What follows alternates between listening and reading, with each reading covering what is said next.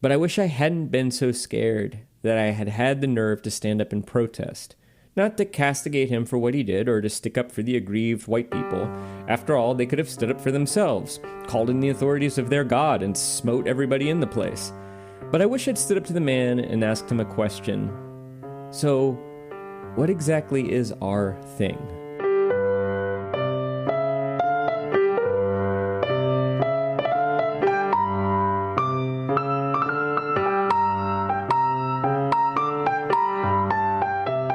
Hey, this is Jesse Dukes. If you're new here, it's Upper Middlebrow, a podcast in which I and my good friend Chris Bagg ramble but do not bore as we discuss great books and movies and other stuff.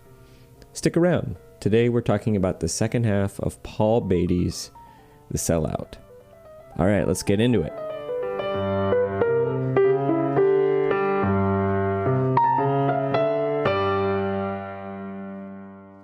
I'm sure we could anagram that to grow a penis, like Spiro Agnew.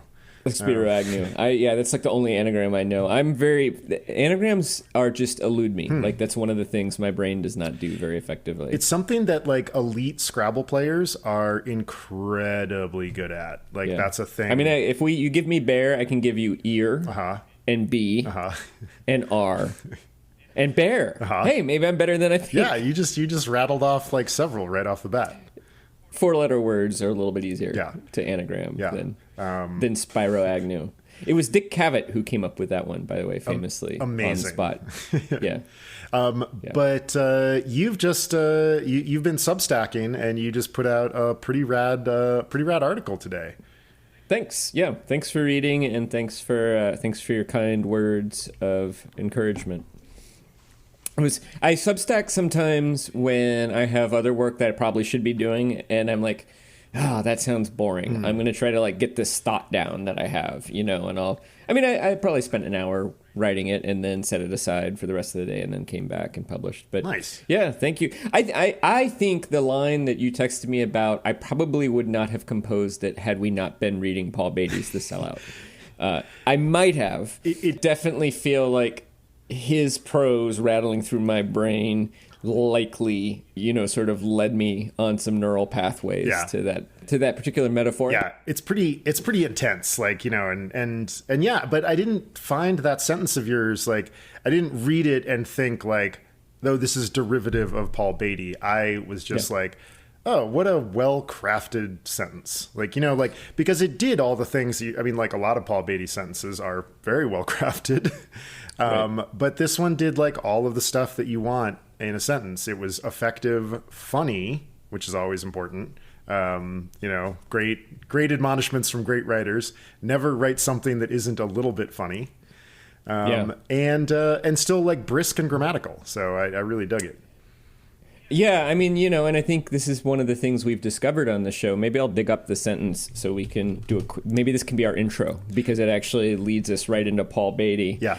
We could also keep it quiet and be like, the only way you can read the sentence, listeners, is if you go and subscribe to Jesse's Substack. That's true. So, but as a teaser, I was just trying to come up in my mind who would sort of hold a vertical object in two hands and then kind of slowly stagger back and forth. And that was my starting point for that particular metaphor. And I came up with some other ones. And at one point I came up with a different age range and I was like, no, we got to take this up a decade. Another way. Yeah, exactly. It'll be funnier and more apropos. Yeah. And it also could be like a Neil Stevenson. Yeah. That moment when he's describing the storage locker that the former butcher is now dead and carved in. And at one point he says it is something like a freezer roughly the size of Nebraska or something. Yeah. It's like hyperbolic hyperbole. It's right. So over the top. The line that I always remember from that particular scene is about the amount of data landing in Hero's computer every minute, which would roughly require crash landing a Boeing 747 laden with banker boxes full of documents into the you store it every minute forever. And very Stevensonian, too, with his sort of his constant awareness of the recognition of the relationship between the digital and the analog. Yeah, exactly. And that when you get deep enough into digital, eventually it becomes analog again. Like at some level, there are some atoms assembling themselves around, whether it's silicon or gold or 747s and banker boxes. It's all pretty much the same thing. I know, which is so cool that eventually on any scale, it's all analog.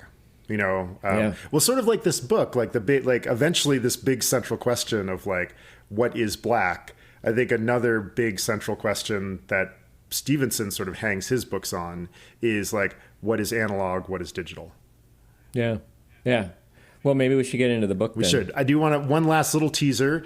This sentence that we're talking about involves, and the piece at large involves Star Wars. Obscure to us, sport, which is another sort of feature of upper middle browing, is yes. We're really pretty happy when we're talking about really obscure sports, and sort of a visual gag. Well, before we move on, what is the name of your Substack so we can actually send people there? My Substack's name is Diamond Shoal Dispatches. My personal production company is Diamond Shoals Productions. I've decided that if I ever get my album together of 1970s folk songs, the band name is going to be Diamond Shoals. So perhaps you are detecting a pattern here. Yes, I like it. But yeah, let's get into it. This is the second half of Paul Beatty's Man Booker Prize winning 2015 novel, The Sellout.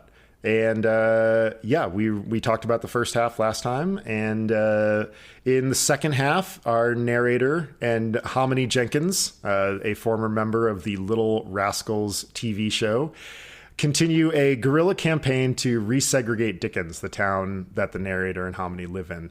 They put up a bunch of whites-only signs and create a wonderfully named fictitious fake magnet school. I believe it's called Wheaton. The Wheaton School. Wheaton Academy or something like that. And that's Wheaton, and then it has this really long magnet school. So it's something like the Wheaton Academy of Literature, the Performing Arts, Mathematics, Foreign Languages, and all other magnet categories. Or there's something. There's a real Stevensonian or David Foster Wallace sort of quality to the to that particular title. Definitely. And I mean, part of the joke here too is that magnet schools generally specifically specialize in one thing like that too. So the whole point of a magnet school is it's going to have a really private school level program that's going to attract a bunch of students, often as a way of kind of foiling segregation. And then it'll probably be otherwise just a pretty good school, right. In addition to that. So the idea of a magnet school that's got all the magnet programs is, at that point, we're not really talking about a magnet school. We're talking about something else. And what sets apart this particular magnet school from all of the magnet schools that you just described? Well, they're getting help from somebody at the local school. I think Charisma is the name of the character, who's the teacher, the principal. And so she's sort of in on the joke / prank / social experiment / illegal segregation activity. But she tells a young, I want to say black mother, that if she wants to go into that school, her kids have to pass a very exclusive test. And what is the test? The test is, are you white? Are you white? Yeah, and then our assistant principal, Charisma, is also going to refuse to admit white students to the wonderfully named Chaff Middle School. Right. And I believe there's even I mean, the plot of this novel, it can be hard to follow. Yeah. But I think it's also suggested that within the school, she has segregated the Latino students from the black students. And they're now both in the same school, but taking different classes and things like that too. And according to the narrator, all the students are performing better academically. Yeah. And all of that sort of buildup comprises maybe the first 80% of what we read today. We just pretty much wrapped all of There's not a lot of plot in the second half. There is a MacGuffin which are the Lost Little Rascal tapes, Yeah. which Hominy, who I think we mentioned last time, has kind of enslaved himself in service of the narrator through a kind of masochistic kink, really wants to find these missing tapes from the Little Rascals, who Foy Cheshire, who is the sort of pandering to white people while still advancing the black cause sort of character, the one who goes around changing novels to make them sort of more acceptable, like the non-pejorative journeys of African-American Jim and his young Caucasian protege, Brother Huck. And their search for the missing... I'm doing all this from memory. Their search from the missing black nuclear family unit. Yeah. Or the, like, horrifyingly titled Of Rice and Yen, which we are... Rice and Yen is so terrible. Of which we're given, happily, only a few sentences where all the R's and the L's are transposed in the dialogue. Oh, my God. Which listener is satire? Yes. Yeah. It is not supposed to actually be funny in that sense. Yeah, I feel like I'm deep mid digression right now, which is very appropriate for this novel. Yeah. But yeah, I was getting at is that this is like Hominy is becoming more insistent that he really wants these tapes back. So that becomes really the only thing that resembles a MacGuffin in this novel, and right? It's really important because Hominy has this sort of like racism kink. Like he gets off on the racism that he experienced in his youth and like really kind of wants to bring that back. So he wants the tapes because the tapes are supposedly like uber racist. And Foy is ostensibly trying to defeat racism through everything that you just said, his sort of like homogenized black intellectual manner. He is trying to keep those tapes hidden. He's literally whitewashing everything. Yeah. And that becomes quite literal at one moment. Yeah. So he doesn't want the tapes to get out because they're so racist. That's at least his pitch. And yeah, what happens to Foy at the kind of not really Foy goes crazy, sort of at this and then he has a gun. I was a little hard to follow this scene, but one sense is that he's brandishing the gun, threatening perhaps himself, threatening perhaps other people, and then as we've already learned, our narrator's sort of role in the neighborhood is to talk down black men with guns in this sort of situation. So he begins doing that, and Foy shoots him in the gut. Yeah. And that leads to his being arrested because the paramedics and the police show up. I believe Foy is also arrested too, or there is a criminal case at some point. That leads to the narrator being arrested, at which point the arresting officer, they're sort of looking for an excuse to arrest him. I think one senses that they're aware that he is the prankster who's been putting up the whites only signs and he's a troublemaker. They're looking for a pretense, and Hominy appears on the scene, and it's like, oh yeah, this is my slave owner right here. So slavery is in fact illegal, and so the narrator is arrested and put on trial. The trial goes very quickly because it pretty much is immediately kicked up to the Supreme Court for reasons that don't make a lot of sense to me, and then that takes us back to our opening scene of our narrator in the Supreme Court. And the scene where the narrator is shot, I think this is important as I'm sticking this in, is basically a complete flip-flop of the attempt to desegregate schools in the South in the 50s and 60s. That's right. Yeah, and that's where all of this happens. Foy is kind of there with 5 white students whose like the names are hilarious. And maybe we can find it's like those. Kelsey, Morgan, Melody. Like there's Melody, just there's just this like smattering of like Northern European sort of suggestion. Like one of the names is kind of Dutch, and one of it's very good. And the climax. Wonderful digression too about like the not so new Republic. And their headline, like Newish Republic, the Newish Republic. What's the headline is something like Are schools denying white people their rights or something or something like that, and then it shows a sort of like white kid dressed in excessively exaggerated African American urban attire.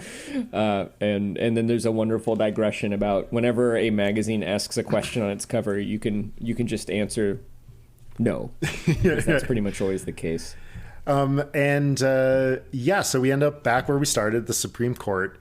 There's some great scenes there, and the narrator actually like departs the courtroom at a certain point when his lawyer is giving this very theatrical kind of performative defense, probably sort of his closing arguments, and we don't really find the narrator and Paul Beatty both leave the plot. They're just like, this can do fine without me. I'm not needed here. Let's go back to Dickens and smoke some weed and watch some racist movies. And that's where we end. And we've discovered that as part of we're sort of brought right up to the moment when the narrator will either be found guilty or innocent. But there's been another court case where the narrator has settled with Cheshire Foy and gotten the MacGuffin, gotten the Little Rascals tapes. And so that's kind of where we finish, with like a house party with most of the members of Dickens there.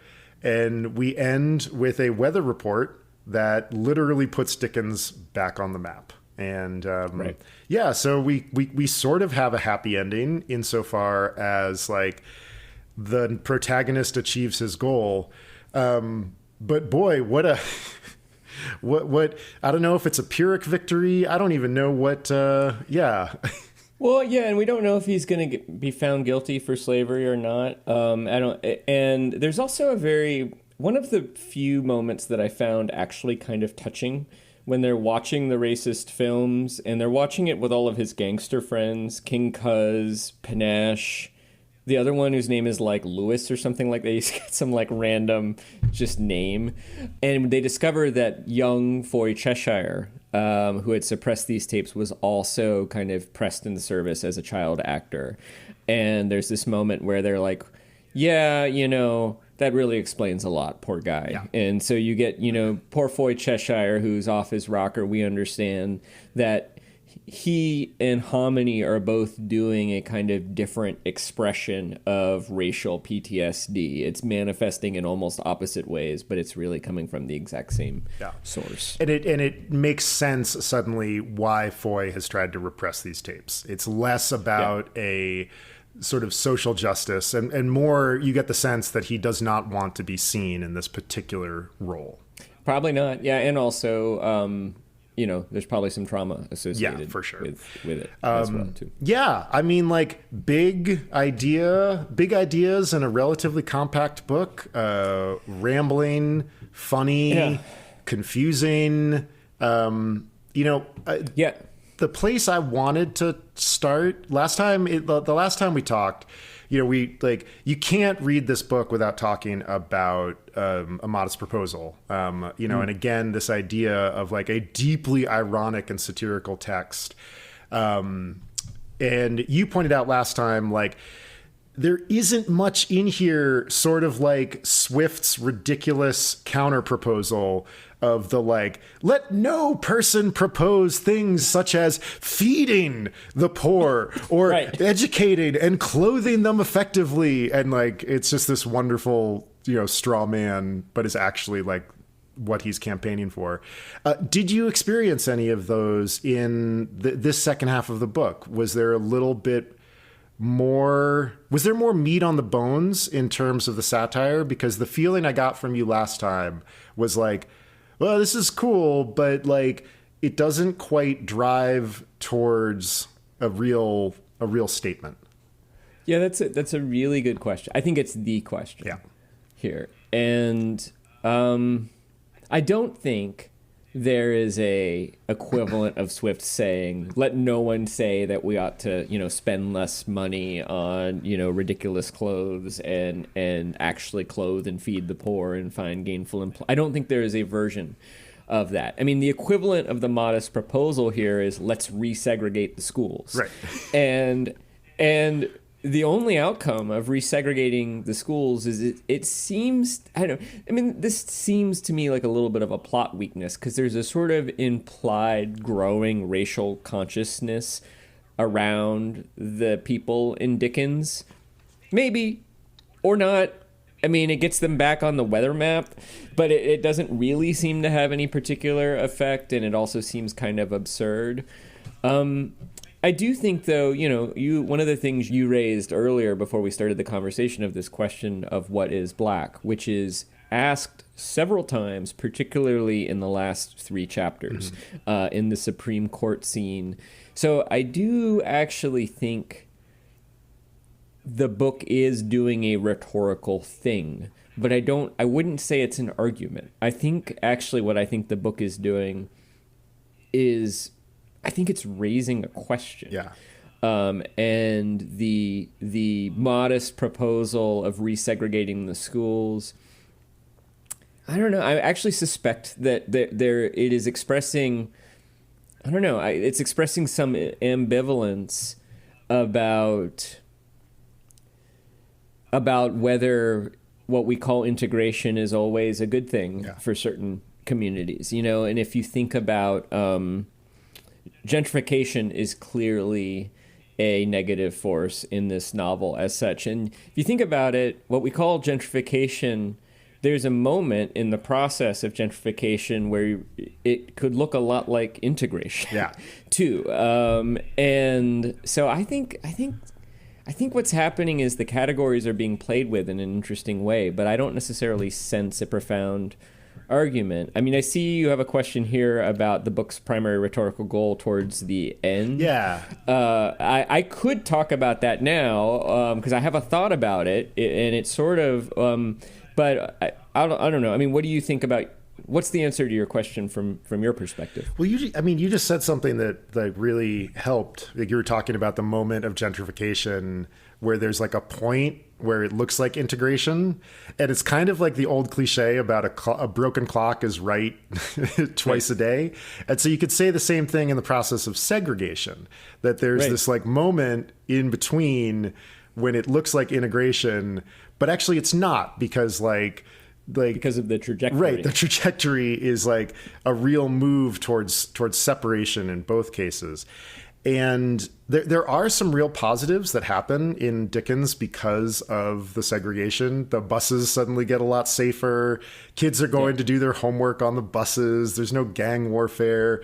The school is starting to perform better. And there's this really funny moment when he's like, if you extrapolated out this growth, Dickens High School or Chaff Middle School was going to be the 4th highest performing middle school in the nation within, 18 months or something like that. But there are some actual gains, like there's like a lift in the graduation rate and things like that. But yeah, I think you're right that this book is mostly asking a big question. I think the big rhetorical thrust of the novel is that all integration did, and also this like, there's sort of this fantasy of a like post-racial world. Mm-hmm. And when the narrator's being arrested, he asks the cops, he's like, hey, it's illegal to shout fire in a movie theater, right? And the cop says, yeah. And the narrator says, well, I've just been saying racism in a post-racial world.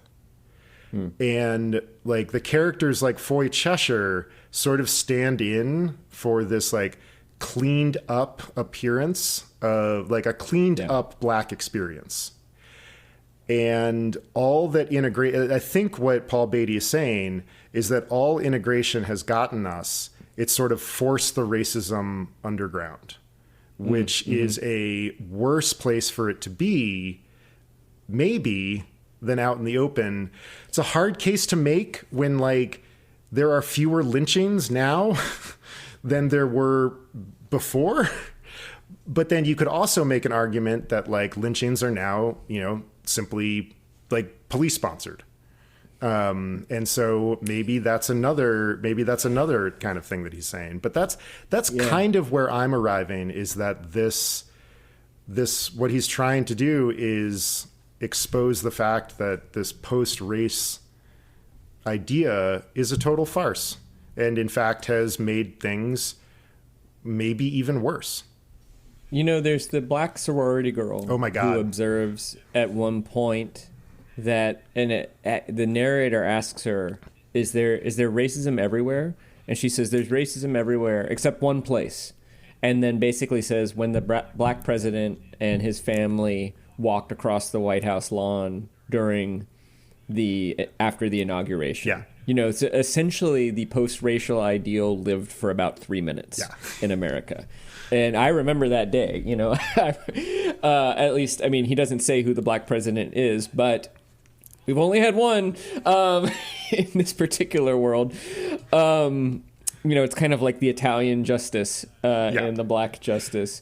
That some of these allusions are vague, but they are still specific.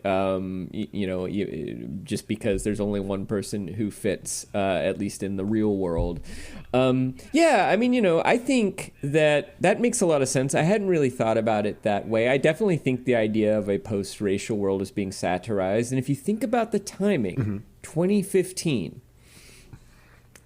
You know, I think part of maybe a little bit of a thought that I've had about this book as I've been reading it, there's some part of me that's like, yeah, I get it.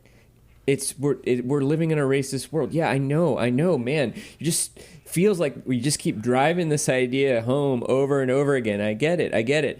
But the notion of the post-racial America was much more profoundly with us and believed in 2015 than it is today. Laquan McDonald in Chicago was shot in 2015. I want to say Eric Garner, 2014. Michael Brown, 2014. These were sort of Trayvon Martin a few years earlier, maybe. I think. 12 or 13, but that it really wasn't until a few years after that.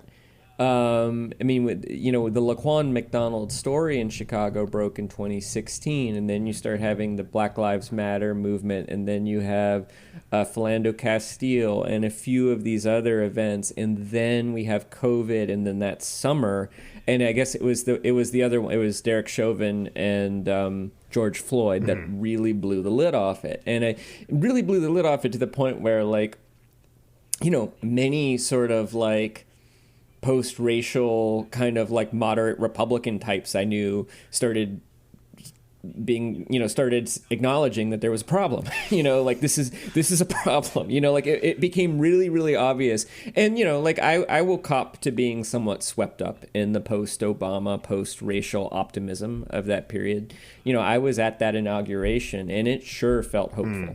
And it sure felt like we had taken a step forward. And, you know, I was out there. It was a really cold day in Washington, D.C., and there were Republicans there, and half the people were black and half the people were white, and everybody was mingled together, and it felt real. Yeah. And, you know, I think, you know, to your point, there is less lynching. You know, that there, I would argue that there is an arc of justice, as Martin Luther King says, but often it's, you know, 2 steps forward, 1 step back.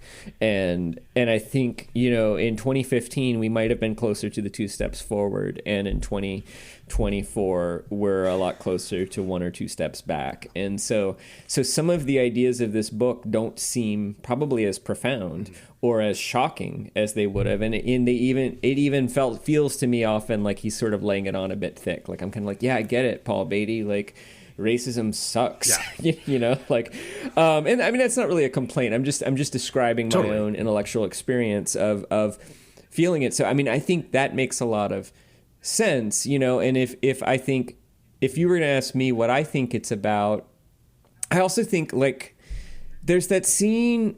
Not quite at the very end, but close to it, where he does a flashback to going to one of the comedy nights at the Dum Dum Donuts. And sort of typical of Paul Beatty, he starts about ruminating how there are like no funny black comics anymore. And then there are funny black comics, but none of them are fat. And then he starts describing a bunch of fat white comics. And then he's like, if there was a fat black comic, America would be terrified. But then he remembers a counterexample of a really funny fat black comic. And then he describes a few of his jokes, which don't seem funny to me, just like your mama jokes and welfare jokes. So, and I wasn't sure, like, are we supposed to think they're funny? Or I don't know. But then he describes this moment moment, and this was one of my favorite pieces of writing in the entire book. Actually, I have a part pulled from it. Let me see if I find it. So this black comic is at the Dum Dum Social Club comedy open mic night, and there are a couple of white people there, and he starts telling the white people that they need to leave. And at first it's one of those things that happen, sort of Andy Kaufman like, where the white people think this is just a joke, like, hey, get out of here, and everybody's like, no, I'm serious, get out of here, no, I'm serious, get out of here, and it goes silent, and the white people realize, no, he's not joking, and he's asking them to leave, and nobody in the audience, who are probably black and Latino, are standing up for them, and so they kind of get up and shuffle off. And the narrator has this moment where he says, I didn't really agree with kicking them out, but I wish I had stood up and said something about it, but I was too afraid. And then I'll do the reading. He says silence can either be protest or consent, and he says, but mostly it's because I'm afraid. He's talking about why he didn't say anything. Afraid of what I might say, what promises and threats I might make and have to keep. That's what I liked about the man, meeting the comedian. Although I didn't agree with him, when he said, get out, this is our thing, I respected that he didn't give a fuck. But I wish I hadn't been so scared that I had the nerve to stand up and protest. Not to castigate him for what he did or to stick up for the aggrieved white people. After all, they could have stood up for themselves, called in the authorities of their God, and smote everybody in the place. But I wish I'd stood up to the man and asked him a question. So, what exactly is our thing? And that's the end of the chapter. I think that sentence is there's several hearts of this novel, but that is one of the nodes for sure.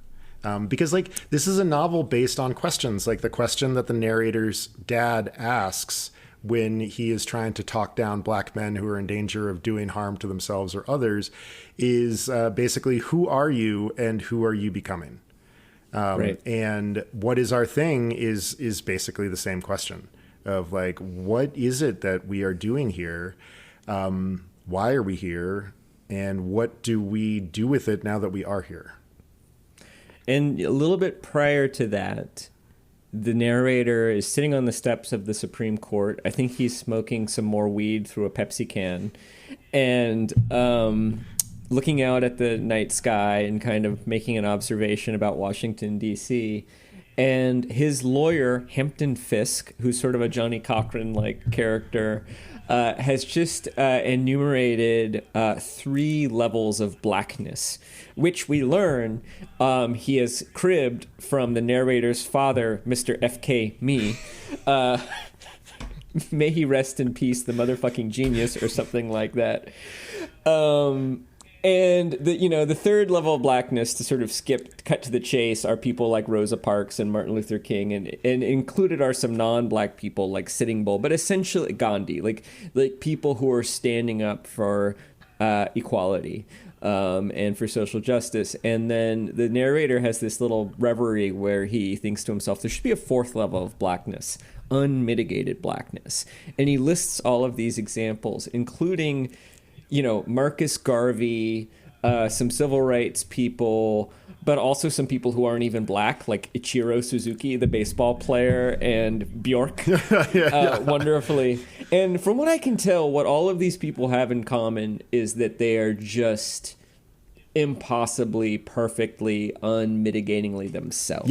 Yes, 100%. And that is what our character finds almost impossible. Yeah. That Foy, Cheshire, Hominy are both extremes of the same struggle that our narrator has. I mean, there's another moment. I have this one ready that I could read too. There are a number of moments, including the time in the very beginning where his father forces him to pick the white Barbies or the black Barbies, and he picks the white Barbies because they have better gear. Yeah. which, they do have better gear. And, there's another moment where I won't read you the whole quote, but he reflects to himself that he would rather have Darth Vader as a father because, at least Darth Vader was white and he's left-handed anyway. So losing his right arm, having his father cut his right arm would not be as equivalent to the damage his father did to him, both by being born black, but also by the sort of child abuse that he went through. And so our narrator has told us several times that he's uncomfortable with his own blackness. Yeah, and by extension, that every black person is forced to be uncomfortable with their own blackness. I mean, the number of times the phrase cooning comes up in here, of having to pretend to be a different kind of black, is just endemic to not just the experience of people who are black, but everybody else of Latinos and Native Americans. And it's, I think it's a really powerful moment about we don't get to be ourselves. And I think one of the things that's uncomfortable about reading the novel is that we're drawn into this character's consciousness. He can never escape his racial identity. And I think as white people, we can sometimes escape our racial identity. It's uncomfortable in moments when, I feel like I'm reminded of my whiteness, and, because it's often in situations related to privilege or guilt or not fully understanding the cultural context or something. And I don't, that's an uncomfortable feeling, but this guy feels that all the time. Yeah. He's constantly navigating it. And, and this is a thing that I think that happens to people who are traumatized by any experience, and racism is a traumatic experience. It's almost like you're the Afghanistan veteran who has to bring the service dog into the supermarket to pop the aisle, because you're not sure whether there's a Taliban person on the other side of the aisle or not. Now, there probably isn't, right? The odds are that there's not somebody there with an IED or a gun waiting to kill you. But I think the trauma of that experience enforces a kind of unwilling paranoia, so that even things that are quote unquote not about race become about race. Yeah. Paul Beatty narrates the consciousness of that in a really profound, sometimes funny, sometimes sad, always uncomfortable way. And it's exhausting. It's exhausting to immerse in. And fortunately, there are enough laughs and enough little moments that you can derive some pleasure from reading the book. But I think that's what the book is doing. Yeah. And I think that's ultimately its rhetorical purpose. I've got a short reading that sort of picks up on what you were just talking about. Basically, our experience of being white and being able to escape that discomfort a lot of the time, and that black people are less, or non-whites are much less able to. But this is on page 261. Daddy never believed in closure. He said it was a false psychological concept. Something invented by therapists to assuage white Western guilt. In all his years of study and practice, he'd never heard a patient of color talk of needing closure. They wanted revenge. They needed distance. Forgiveness and a good lawyer maybe, but never closure. He said people mistake suicide, murder, lap band surgery, interracial marriage, and over-tipping for closure, when in reality what they've achieved is erasure. And I think that's the post-racial argument, is that generally people are aiming to be I want to step beyond all this race stuff, but not stepping beyond it. They sort of want it gone. Yeah. And I think what Paul Beatty is trying to do with this book is be no, it is not gone. Here are all of the ways in which it is present and really messed up, and maybe as bad as pre-desegregation. It's a really, I think it's a really impressive rhetorical goal. It's interesting too, because Hominy and Foy are both messed up, but I think if you look at the tone of voice with regard to each character, it's that Hominy is actually kind of he has a sort of almost kind of like Coyote, Brer Rabbit, trickster quality it's like he's taking the oppressor's tool and then kind of reformulating it through by means of sexual kink and terribly racist jokes into something that gives him pleasure. Whereas in a way, Hominy's kind of wallowing in the pain is kind of maybe presented as healthier than Foy's suppression, whitewashing of the whole thing. And it's Foy who loses his head in the end and goes crazy. And it's Hominy who ends up, hanging out with the gangsters at the end. And then they all have this solemn moment where they sort of pay respects to him and like what he's gone through. Yeah. I think that reinforces the idea as well, which is like, there's no closure. We can't put this behind it. We have to find a way to live with it. And the goal is to live with it in total comfort, which is what stage 4 blackness, unmitigating blackness people have figured out how to do. And by the way, like these people, many of whom are flawed, but it's sort of like the comedian in the club who tells the white people to leave. The narrator doesn't agree with him, but appreciates that he's 100% his authentic self in that moment. He's saying exactly what he wants. He wants the white people to leave, and he's not afraid to say it. What's your question here about characters and affinity? I just wonder, do you find yourself invested in our narrator's story in the plot sense? Oh, that's a good question. Yes, but I've wanted to figure out what happens pretty much the whole book. But like some of the books that we've read where we aren't given quite enough nibbles at like a real plot, that it does, I think this is one of those like challenging things where I don't think you could take much away from this book if it was going to still succeed in what it's trying to do. But there are whole chapters where I'm like, this did not move the plot forward. This moved the ideas forward. And also, he's more engaged in world building than he is in plot development, which is totally fine. But I really like this narrator. I love his tone I love the way he speaks. I love the way that he thinks about things. I really enjoy him. And I wanted to know what happened in the Supreme Court.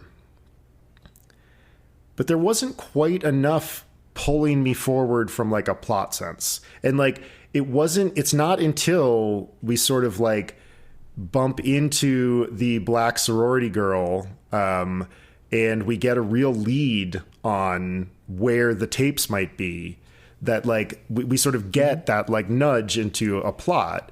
And even that little side adventure, they go to Foy's house and Hominy and the girl go in, and the narrator sort of wanders off into the park, and a little slightly unbelievably bumps into Foy like a mile or two away, like hanging out in a park in his car. And maybe it's not too unbelievable because it's near his house, but and I was like, okay, we didn't, like, I thought we were going to go to the house and like dig through the house and find the tapes and, and that whole thing. And instead we get another sort of set piece. I don't know which in your brain, whether you graph plot on a vertical axis and world building on a horizontal axis or vice versa. But let's say plot is vertical and world building is horizontal. This is a very short, very fat book. It's something like a giant pancake. Yeah. Like a 22-foot wide pancake. You've just reminded me of the line from Rosencrantz and Guildenstern Are Dead. And this also, like, one of the joys of Rosencrantz and Guildenstern Are Dead is that you don't have to identify which says which because it doesn't matter. Right. But one of them says, I feel like we should do something productive. And the other one says, what did you have in mind? A short, blunt human pyramid? And you've just sort of described that, except it's not like just two people. It's like a lot of people in a line. I love that visual image of graphing this novel.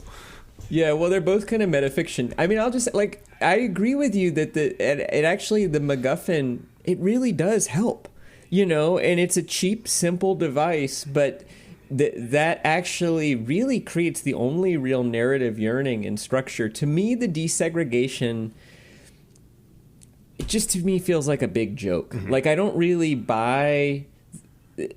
I don't think Paul Beatty means to suggest, maybe he does, that sort of resegregating the schools that way would have the effects they have in the novel. To me, it just all seems like provocative and sort of designed to kind of make our point that our character is tilting at some kind of windmill. Yeah, you know, that it's a quixotic novel, right? Oh yeah, like, totally. And he even has his sidekick, right? Like his kind of, you know, wise, foolish sidekick, and so I just don't buy that, you know. I don't.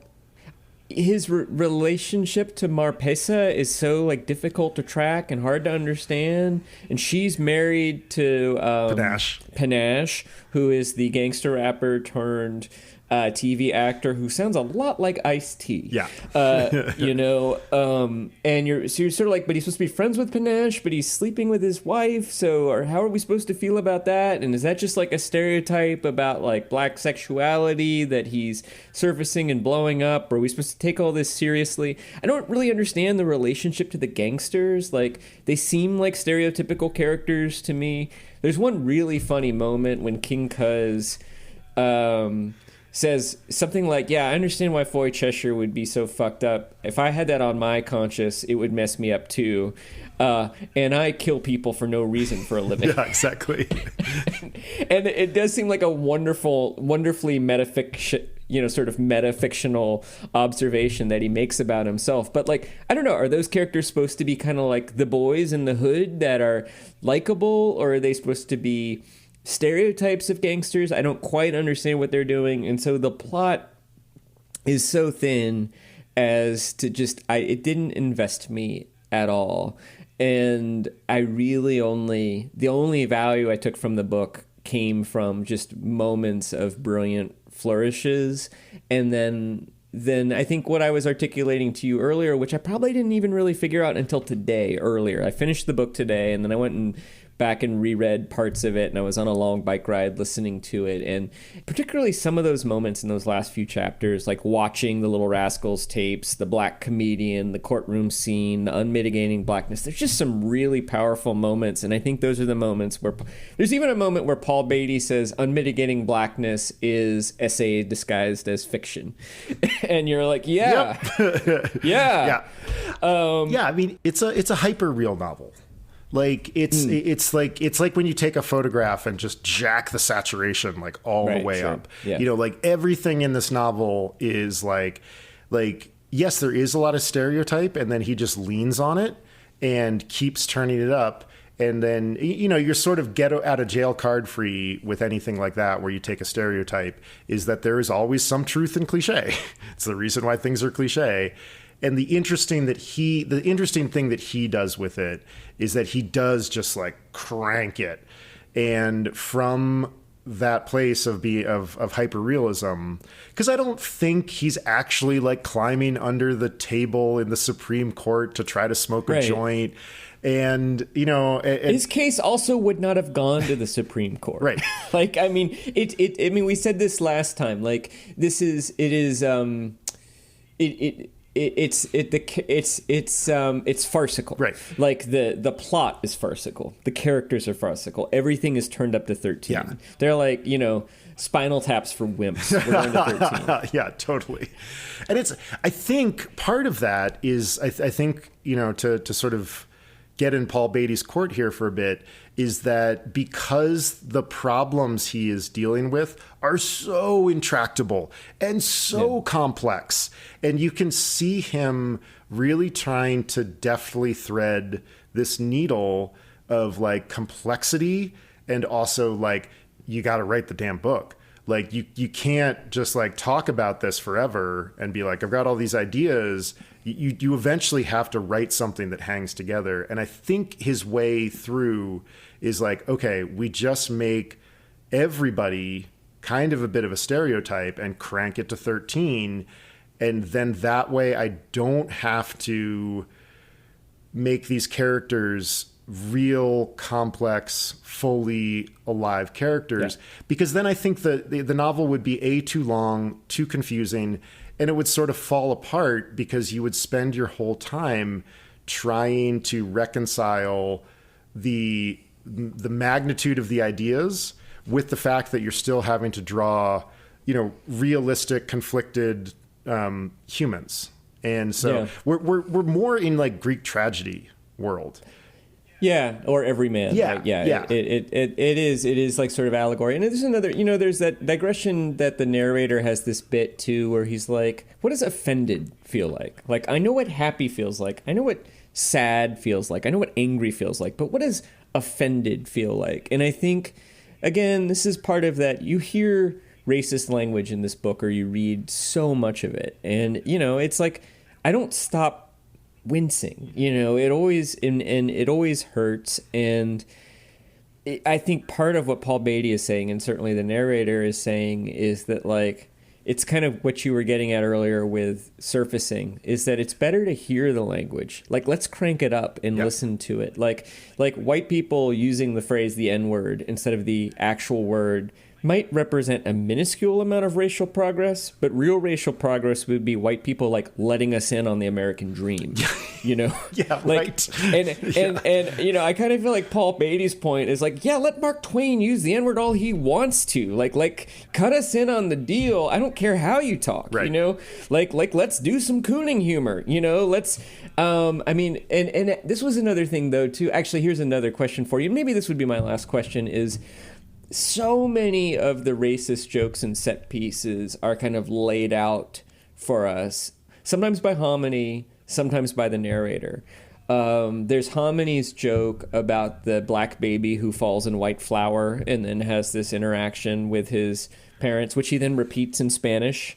Then there's also some of the last reels of the Little Rascals. I mean, the one that particularly struck me was Oil Tie Coons. Oh my God.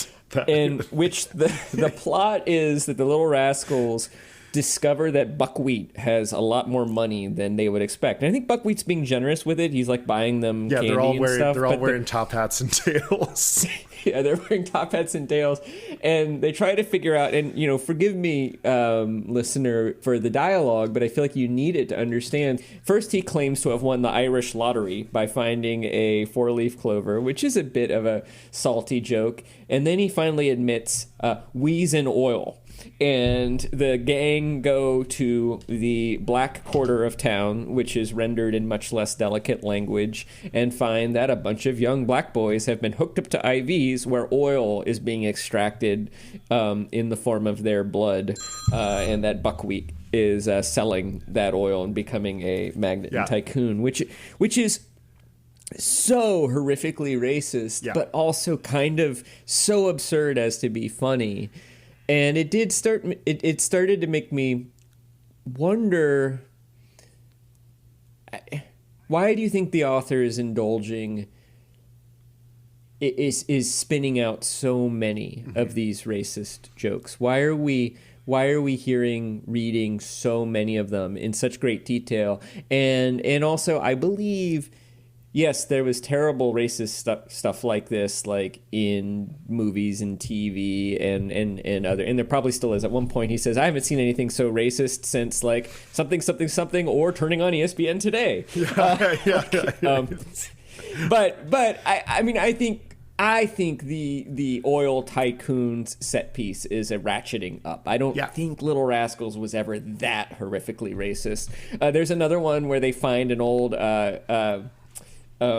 Nazi doctor who tries to poison buckwheat, but the gang foils him, which, if arguably is anti-racist, but still it does seem to be sort of playing with it. And I don't know, I came to suspect that maybe on some level the author has a little bit of whatever condition hominy is dealing with regard to this, that in some small way, that there might even be some pleasure in excising these stories. But I think, you know, like my case here is going to be for the fact that, like, the specious arguments made for a post-racial society in America, and the whataboutisms, and the this happens on both sides, and the Blue Lives Matter bullshit, that what Paul Beatty is reverting to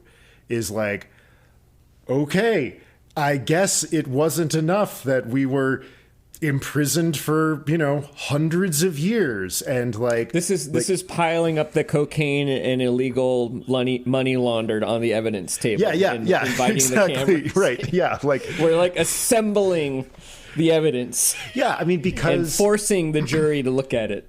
Because of that passage about what white people want is erasure, and what black people want is revenge. And I think that he's doing this. He just keeps putting our nose in it, which I like heartily applaud him for. It is uncomfortable. There are moments where you're just like, oh, I don't want to say these words again. But I think it's the response of a part of society that could be forgiven for throwing up their hands. And I think that Paul Beatty is trying to be like, no, goddammit. like here are all of the ways that, and it's part of like building this, like this horrible tapestry of the United States. But I get it. And I'm making, you know, I'm sort of playing devil's advocate here, because I hear you. Yeah. Like, this is a novel that is less about plot and more about idea. And some of the other books we've read deal with that tension with a little bit more storytelling success. As a piece of like writing and sort of imaginative chutzpah, and I really did enjoy it. This is really good. Like, but I'm going away from it being like, more just like respectful of Paul Beatty's like considerable talents, and very happy that I've read it for this perspective. It's really made me reconsider the ways that I am complicit in the, even though I think, you know, a lot of us try our best, but there's a lot of stuff that like I just can't get around as like a white male American. I mean, I can't argue with that point. I mean, that's just true. I think that, say, The Intuitionist or Parable of the Sower, I think they maybe land their ideas more effectively with me because of the storytelling element. That this is, I don't know that I would have gotten through this book if we hadn't been doing it for the podcast. And so, that's why it's good to do podcasts about books or book clubs or try to get into an MFA program or take a literature class, because sometimes that social dimension to reading will push you through something that's not pulling you through with a plot or characters that you care about. And that reward, I think the reward in this case is twofold. And one is the necessary discomfort of the oppressive consciousness of being black in America is something that we white people all should experience from time to time. Yeah. And then two, there are just some really profound sentences and paragraphs and moments. I will stick with my idea that I suggested last time, that it is a brilliant mess. I don't think it is a masterfully constructed novel. I think it is more like the phrase we came up with Neil Stephenson's first novel. I think there's kind of like a fire hose of talent that has been applied unevenly throughout the novel. There's like a structure of a novel, and then he just kind of hosed it down with this rather amazing gift. Yeah. And it's not at all surprising to me that he's a poet, because it is, in a way, it is like a giant epic poem. It's like an assemblage of poems with a little bit of plot glue holding it together. He plays really fast and loose with time. You know, there's like 6 weeks passed, 4 months character passed. development, Yeah, plausibility, stakes. I mean, all of those things. There is a plot, right? There is the structure to the story.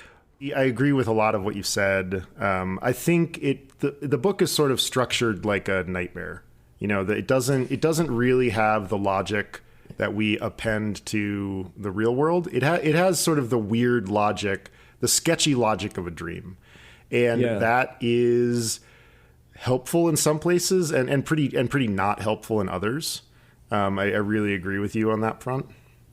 Well, and I think the counter argument might be perhaps that the disjointedness of the novel mimics the disjointedness of the protagonist. And that kind of oppressive consciousness and ambivalence about identity and discomfort with one's assigned racial identity probably feels disjointed like that. Yeah. So there's an argument that you could say that it's perhaps masterfully disjoined. Maybe. I don't think that's maybe. I don't buy that argument. Yeah. But I think it's possible. I think it's more an assemblage of brilliant moments. Yeah.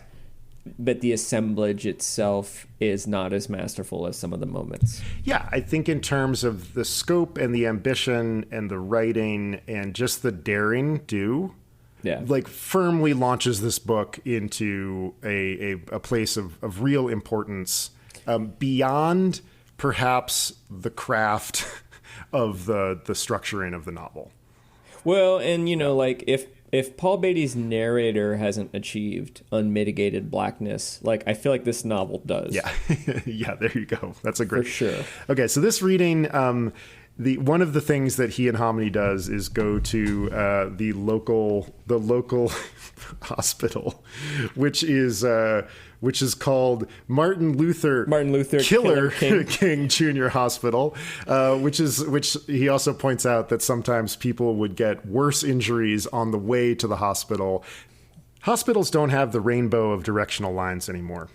In the days of butterfly bandages, sutures that didn't dissolve, and nurses without accents, the admitting nurse would hand you a manila folder and you'd follow the red line to radiology, the orange to oncology, the purple to pediatrics. But at Killer King, sometimes an emergency room patient, tired of waiting to be seen by a system that never seems to care, and holding a plastic cup with a severed finger swimming in long since melted ice, or staunching the bleeding with a kitchen sponge, sometimes out of sheer boredom they'll slip over to the glass partition and ask the triage nurse, "Where does that brackish-colored line lead to?" The nurse will shrug. And unable to ignore the curiosity, they set out to follow a line that took Hominy and me all night to paint and half the next day to make sure everyone obeyed the wet paint signs. It's a line that it's as close to the yellow brick road as the patients will ever get. Though there's a touch of cornflower blue in the shade, Pantone 426C is a strange, mysterious color. I chose it because it looks either black or brown, depending on the light, one's height, and one's mood. And if you follow the 3-inch wide stripe out of the waiting room, you'll crash through 2 sets of double doors, make a series of sharp lefts and rights through a maze of patient-strewn corridors, and then down 3 flights of filthy, unswept stairs until you come to a dingy inner vestibule lit by a dim red bulb. There, the painted line pitchforks into 3 prongs, each tine leading to the threshold of a pair of unmarked, identical double doors. The first set of doors leads to a back alley, the second to the morgue, and the third to a bank of soda pop and junk food vending machines. I didn't solve the racial and class inequalities in healthcare, but I'm told patients who travel down the brown-black road are more proactive, that when their names are finally called, the first thing they say to the attending physician is, "Doctor, before you treat me, I need to know one thing. Do you give a fuck about me? I mean, do you really give a fuck?" Wow. Oh. Okay, so let me get my notes together. Okay, so as you probably guessed, I was rather taken with the both Fisk and then later the narrator's levels of blackness digression and the notion of unmitigated blackness. I think part of it was that it didn't make any sense to me at first, and I read it again and did a little research, and then it started making a little more sense. And so he lists a number of names of people who represent unmitigated blackness, and one of those names was Donald Goines, which was a name I had never heard before. So I looked up Donald Goines. Donald Goines was a black writer born in the 30s, died in the 1970s, and he wrote novels with mostly black protagonists who were mostly read by black Americans, kind of a niche audience. And much of his work was influenced by his reading of a famous autobiography. And so your job is going to be to name the famous autobiography that inspired Donald Goines, one of the examples of unmitigated blackness in the Sellout. Was that memoir? Listeners, I am crossing both fingers, hoping beyond hope that my you might be able to think your way. My 18th century Brit Lit class will come to my aid here.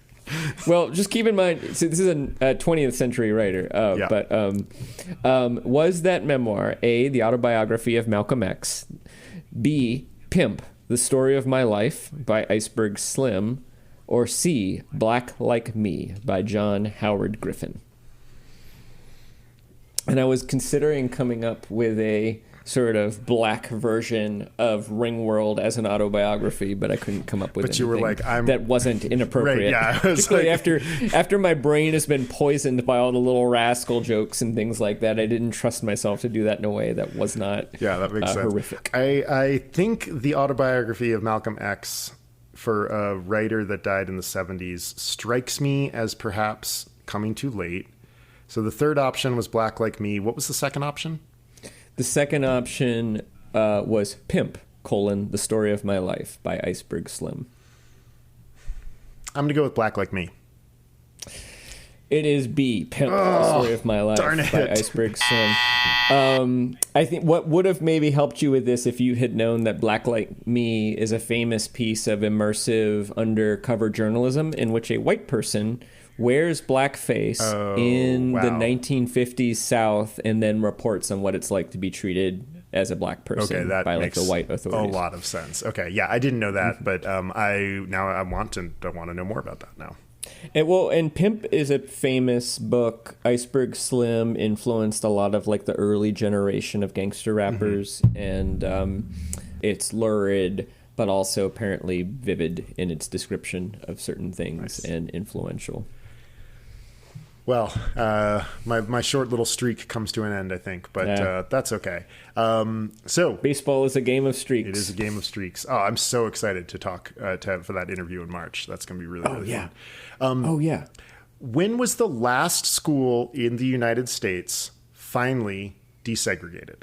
A, 1965. B, 1981. C, 2016. And D, there is still a segregated school in a suburb of Wichita, Kansas.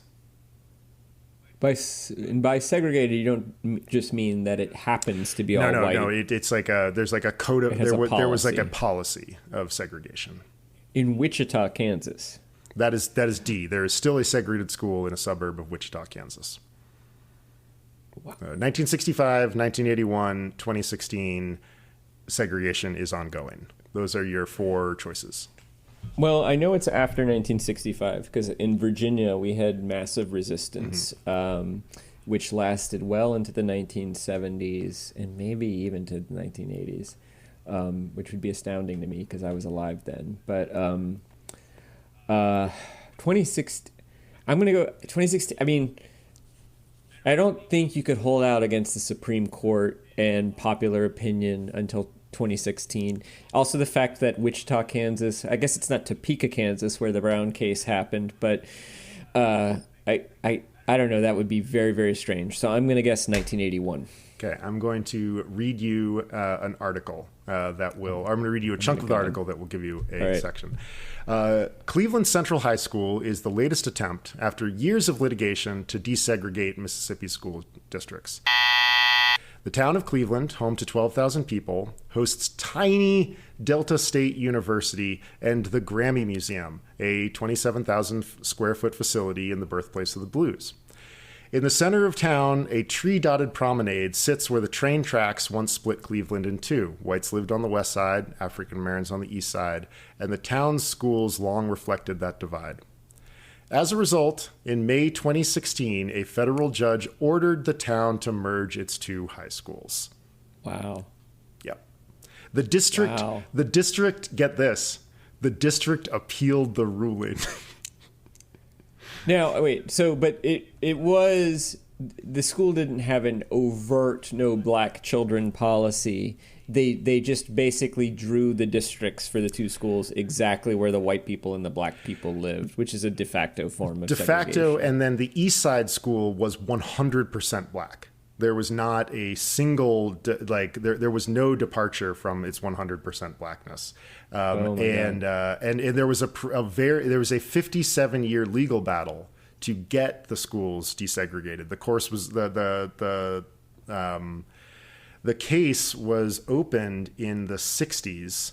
And there's this great part of the article which talks about the 57-year-old woman who instigated the case, when she was 12 or something like that.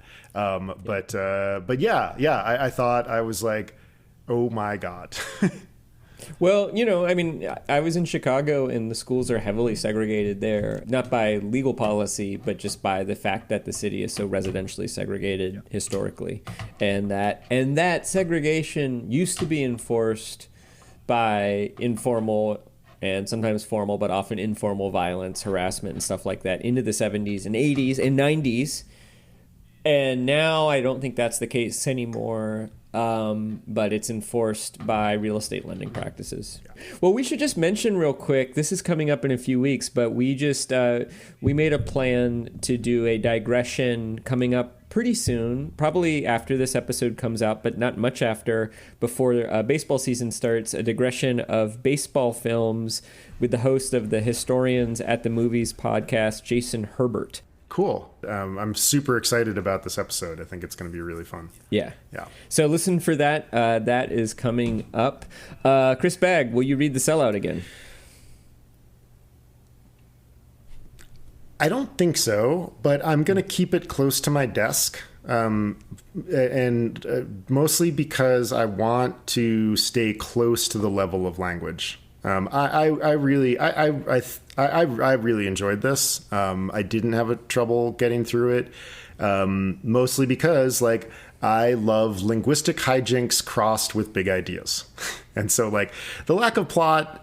One of the questions I wanted to ask you, and we don't need to get into it, was your sense of proximity to the action. I felt as if there was always a sort of scrim between me and what was actually going on that I don't think is a feature. I think is a bug. But as a piece of just tour de force writing and its ambition, I'm going to keep it nearby, and I'm really happy that I read it. And I will definitely delve into it in moments of I want to just read some amazing sentences. How about you? I like your answer about keeping it nearby, because as I mentioned at the top of the show, I do think it even influenced my writing a little bit this week, because some of the sentences are just so good, particularly very, very evocative and specific similes and metaphors, analogies. I don't think I'll read it again. I did not really enjoy it. I had to push myself through it, and I probably wouldn't have done it if we hadn't been doing it for this podcast.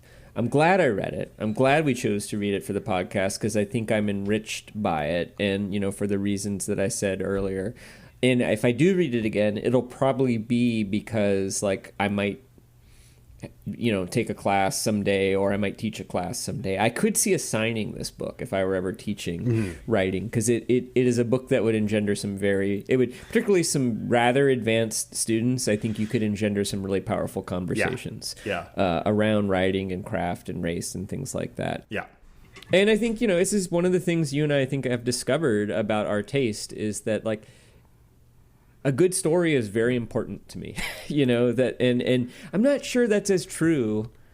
It would have been as true for me 20 or 25 years ago. Like when I was an 18 or 19-year-old, I might have been more interested in a novel of ideas. And I think part of my craft as a, documentary maker and radio producer, over time, I think my affinity for story has grown. Yeah, that makes sense. Or maybe I'm just more willing to admit that. Yeah, I mean, it's like, it makes sense given our sort of like creatively adjacent but still different paths. Like, I was originally trained as a poet.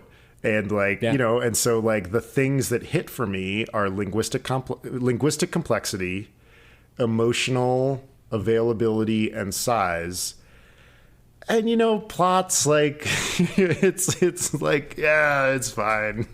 Right. And yeah, I really love a good story. I love a good yarn. It's very important to me. But yeah, my sort of like my initial grounding is much more in the poetry side of things, which is different in terms of narrative.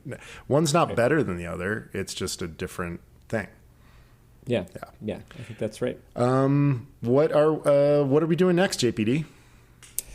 Aren't we doing The Sympathizer by Viet Thanh Nguyen? Yep, that is next. The first part, and interestingly, that book won the Pulitzer the same year that this book won the Man Booker Prize. I did, and I believe both of those books were shortlisted for the prize that the other won.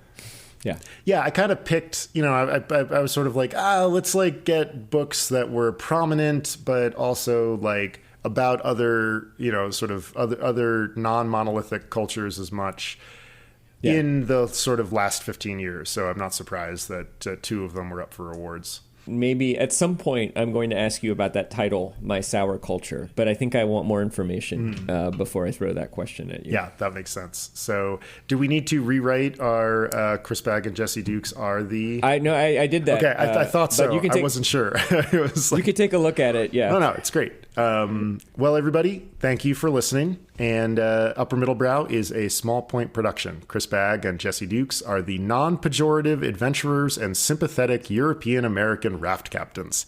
Music is by Ben Pajak and Jesse Dukes. Design and website by me, Chris Bagg. You can learn more about us and find our listener survey at uppermiddlebrow.com. And please review us in your podcast app. It really does help other people find the show. A reminder, Chris and I are both writers and editors and can help you with your writing, podcasting, or editing project. You can see some of our portfolios and learn more at our respective websites, chrisbagg.com and jessedukes.com. Thanks, everybody. Thanks for listening, folks. We'll see you next time. Go paint your fence.